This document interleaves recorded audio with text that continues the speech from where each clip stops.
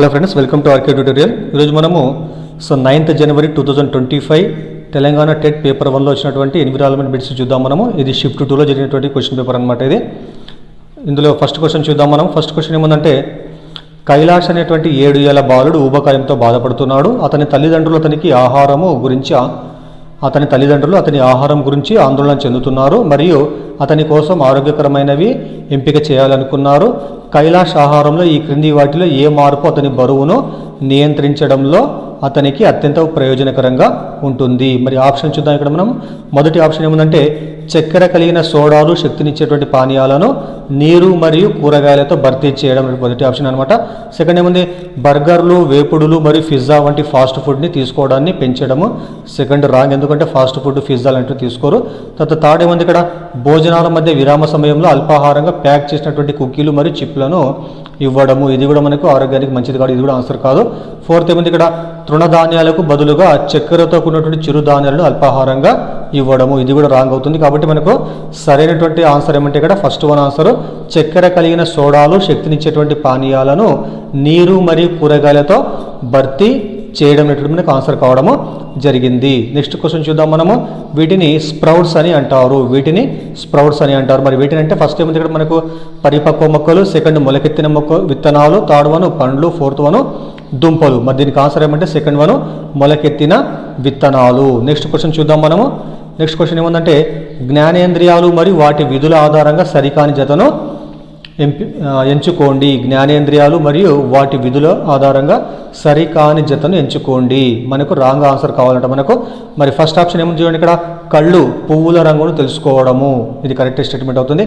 Second ఏముంది, చెవులు కోకిల రాగాన్ని తెలుసుకోవడము, చెవుల ద్వారా వింటాం కాబట్టి సో ఇది కూడా కరెక్ట్ అవుతుంది. నెక్స్ట్ థర్డ్ ఏముంది, ఇక్కడ నాలుక వస్త్రాల యొక్క ఆకృతిని తెలుసుకోవడము, సో ఇది రాంగ్ అవుతుంది. నాలుగు ద్వారా మనము ఆహారం యొక్క రుచిని కనుక్కుంటాం మనము, కాబట్టి ఇది మనకు రాంగ్. ఫోర్త్ ఏముంది, ఇక్కడ ముక్కు మల్లెల పరిమళాన్ని తెలుసుకోవడము, కాబట్టి మనకు థర్డ్ ఆప్షన్ నాలుక వస్త్రాల యొక్క ఆకృతిని తెలుసుకోవడం అంటే మనకు రాంగ్ ఆన్సర్ కావడము జరిగింది. నెక్స్ట్ క్వశ్చన్ చూద్దాం మనము. నెక్స్ట్ ఏముంది, క్రింది వ్యాఖ్యలను చదివి సరైన సమాధానాన్ని ఎంచుకోండి. క్రింది స్టేట్మెంట్లను చదివి సరైన సమాధానాన్ని ఎంచుకోండి. ఇక్కడ మరి ఫస్ట్ ఏముంది, ఇక్కడ స్టేట్మెంట్ 1 ఏముందంటే, చిహ్నాలు మరియు సంజ్ఞల ద్వారా సమాచారాన్ని తెలియజేయడానికి సంకేత భాష ఉపయోగపడుతుంది. చిహ్నాలు మరియు సంజ్ఞల ద్వారా సమాచారాన్ని తెలియజేయడానికి సంకేత భాష ఉపయోగపడుతుంది, ఫస్ట్ స్టేట్మెంట్ అది. సెకండ్ ఏముంది, సంకేత భాషను మేధావుల భాష అని కూడా అంటారు. కాబట్టి దీనికి ఆప్షన్ చూడండి ఇక్కడ. సో ఫస్ట్ 1 సత్యము 2 అసత్యము, సెకండ్ వన్ 1 అసత్యము 2 సత్యము, థర్డ్ వన్ 1 మరియు 2 కూడా సత్యం అంట, ఫోర్త్ ఏముంది 1 మరియు 2 కూడా అసత్యం అంట. కాబట్టి దీంట్లో ఈ స్టేట్మెంట్ 1, 2లలో మనకు ఫస్ట్ ఆప్షన్ అటువంటి 1వ వాక్యం సత్యము, 2వ వాక్యము అసత్యం కావడము జరుగుతుంది.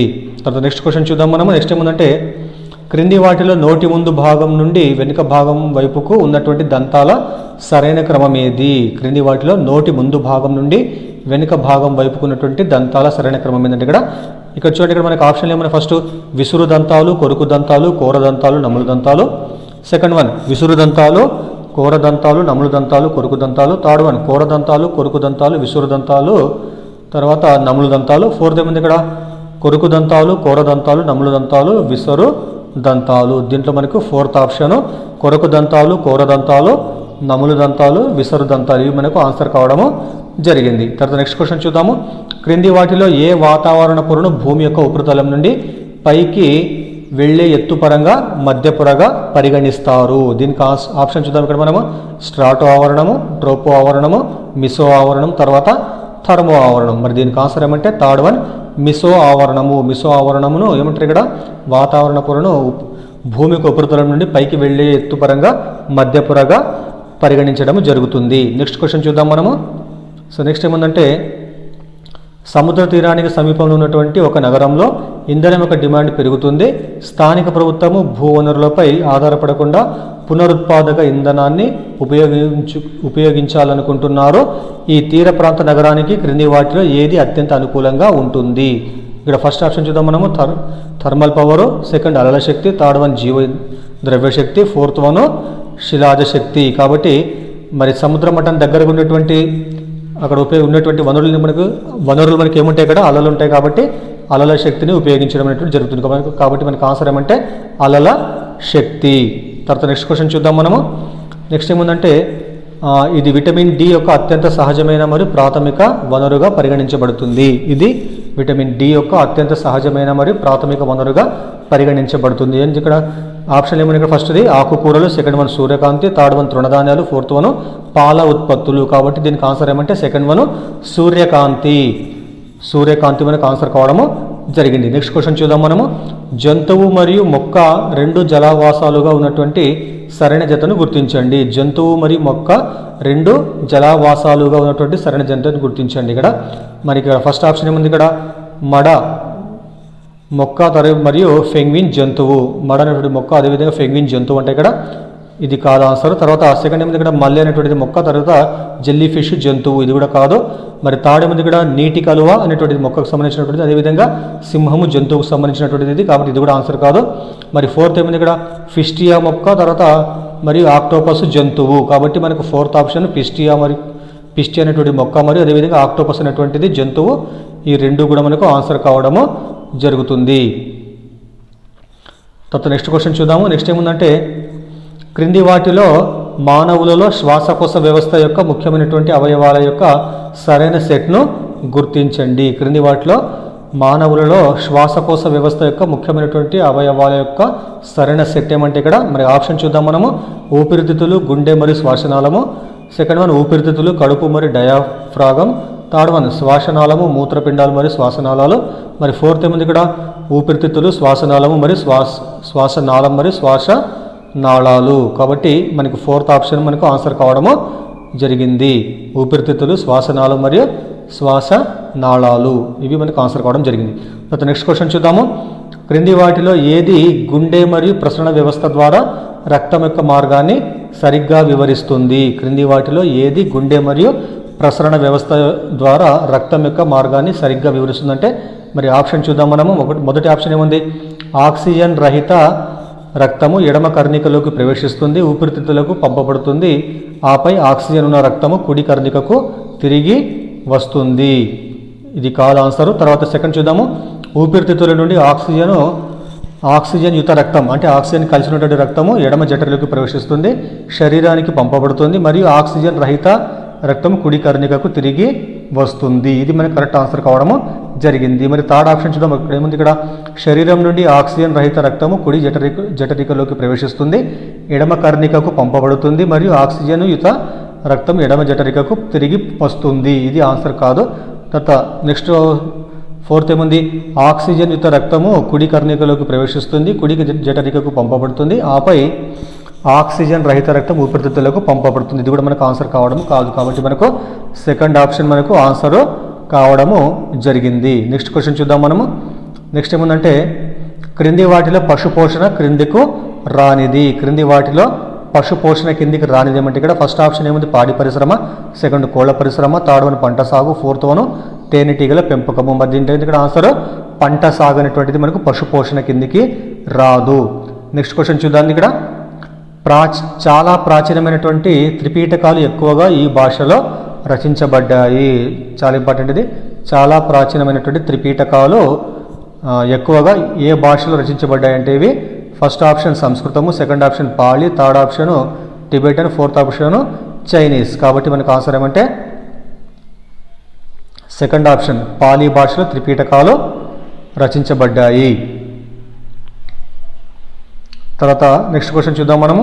గ్రామ పంచాయతీలకు అవసరమైనటువంటి విధులు ప్రధానంగా ఈ క్రింది వాటి ద్వారా సమకూర్చుకుంటాయి. గ్రామ పంచాయతీలు వాటికి అవసరమైనటువంటి నిధులు, ఇక్కడ విధులు కాదు నిధులను ప్రధానంగా ఈ క్రింది వాటి ద్వారా సమకూర్చుకుంటాయి. మరి వేటి ద్వారా అవి నిధులు సమకూర్చుకుంటాయంటే ఇక్కడ ఆప్షన్ చూడండి రాష్ట్ర మరియు కేంద్ర ప్రభుత్వ గ్రాంట్లు, సెకండ్ వన్ కార్పొరేట్ సంస్థల విరాళాలు, థర్డ్ వన్ అంతర్జాతీయ సహాయము, ఫోర్త్ వన్ ప్రైవేటు పెట్టుబడులు. కాబట్టి దీనికి ఆన్సర్ ఏమంటే ఫస్ట్ ఆప్షన్ రాష్ట్ర మరియు కేంద్ర ప్రభుత్వ గ్రాంట్లు, వీటి ద్వారానే గ్రామ పంచాయతీకి ఎక్కువగా నిధులు రావడము జరుగుతుంది. తర్వాత నెక్స్ట్ క్వశ్చన్ చూద్దాం మనము. నెక్స్ట్ ఏముందంటే భూగోళాన్ని ఉత్తర మరియు దక్షిణ అర్ధగోళాలుగా విభజించేటువంటి ఊహాత్మక రేఖ. భూగోళాన్ని ఉత్తర మరియు దక్షిణ అర్ధగోళాలుగా విభజించేటువంటి ఊహాత్మక రేఖ ఏమంటే ఇక్కడ మనకు ఆప్షన్ చూడండి. ఇక్కడ భూమధ్య రేఖ, సెకండ్ ఆప్షన్ గ్రీనిచ్ రేఖ, థర్డ్ ఆప్షన్ కర్కట రేఖ, ఫోర్త్ ఆప్షన్ అంతర్జాతీయ దినరేఖ.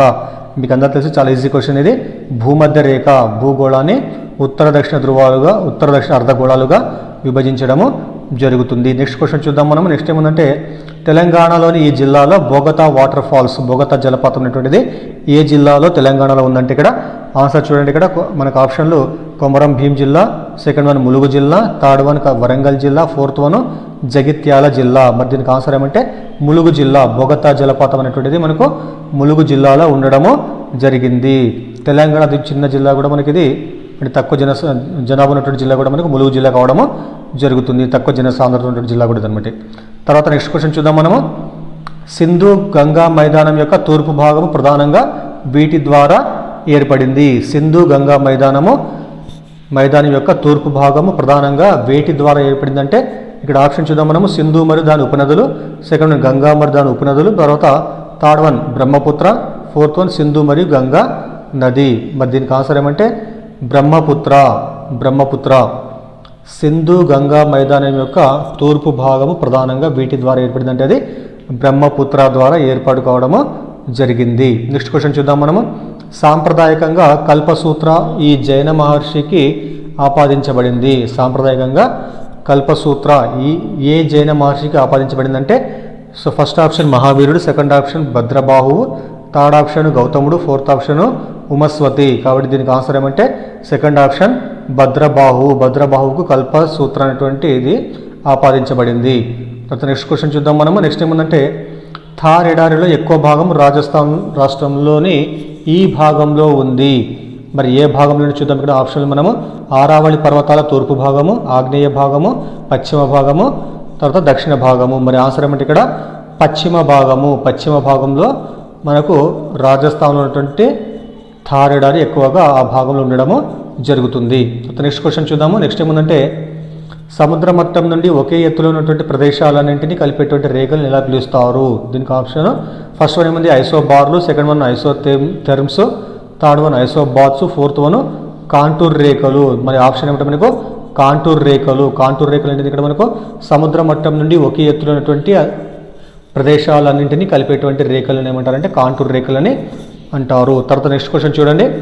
ఈ రాష్ట్రంలో సదీర్ నాట్యం ప్రత్యేకంగా ప్రదర్శించబడుతుంది. సదీర్ అనేటువంటి నాట్యము ఏ రాష్ట్రంలో ప్రత్యేకంగా ప్రదర్శించబడుతుందంటే మనకు option Rajasthan, second one Tamil Nadu, third one Gujarat, fourth one Mizoram. కాబట్టి మనకు ఆన్సర్ ఏమంటే ఇక్కడ తమిళనాడు రాష్ట్రంలో సదీర్ అనే నాట్యం ప్రత్యేకంగా ప్రదర్శించబడుతుంది. నెక్స్ట్ క్వశ్చన్ చూద్దాం మనము.